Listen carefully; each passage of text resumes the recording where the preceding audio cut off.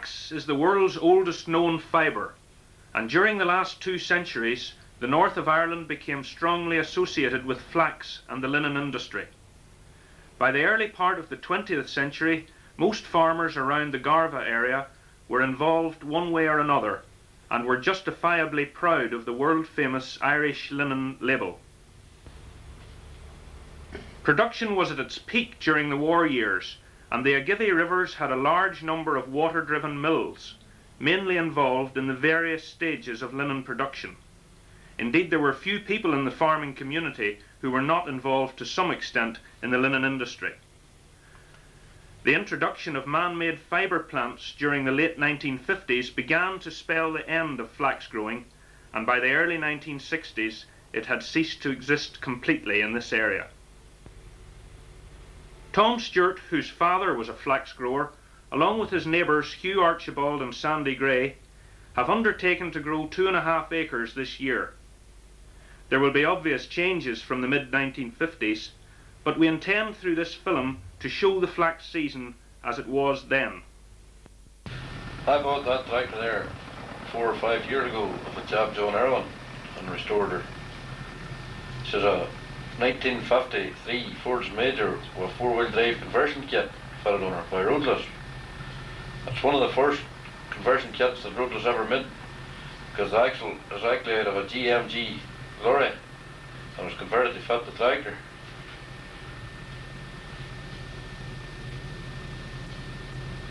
I would say she must be one of the first 4-wheel drive tractors was about.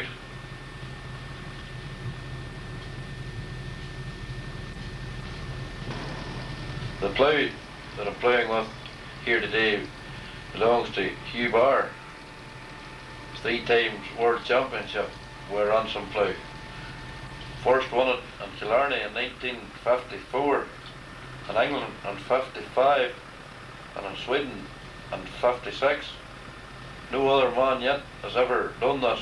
He attempted it 3 times and won it 3 times in succession with a ransom plough. Last year a crop of potatoes was grown in this field, and Tom is now making the ground ready for the flax seed. Ground preparation would have been similar to that for oats or barley.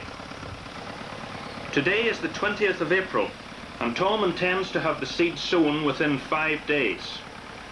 Flax would usually take about 12 weeks to grow, so harvesting time should be around the end of July.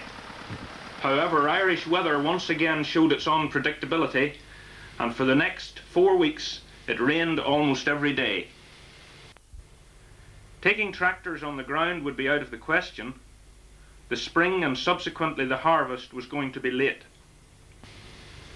29 days after the ploughing, on the 19th of May, the weather showed signs of improving, and Tom decided to bring this 1939 Fordson out for the next step in preparing the ground. In the 1950s, not all farmers had a disc like this one, as much of the work was still being done by horses.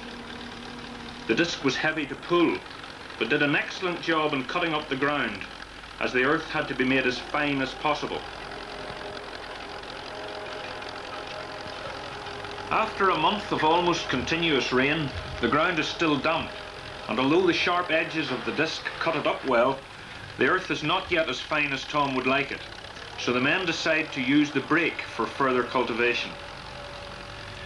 The brake is much lighter than the disc and is less of a strain on the Fordson, which is doing well for a 53-year-old. In earlier times, horses could have pulled a brake, and stones may have been placed on top to give a deeper seedbed if required. The ground is now fine and smooth. The brake has also levelled the small drills and ridges made by the disc. Flax needed the ground to be firm as well as fine, and the final preparation was to use a roller. As well as making the ground firm, the roller would also have broken up any small lumps of earth which might have escaped the disc and the brake. The driver this time is Nelson Andrews, another neighbour of Tom's. Nelson for many years did farm contract work, and by watching him operate, it is clear that this is not the first time he has driven a Fordson. A month later than he had originally planned, Tom's field is now ready for sowing.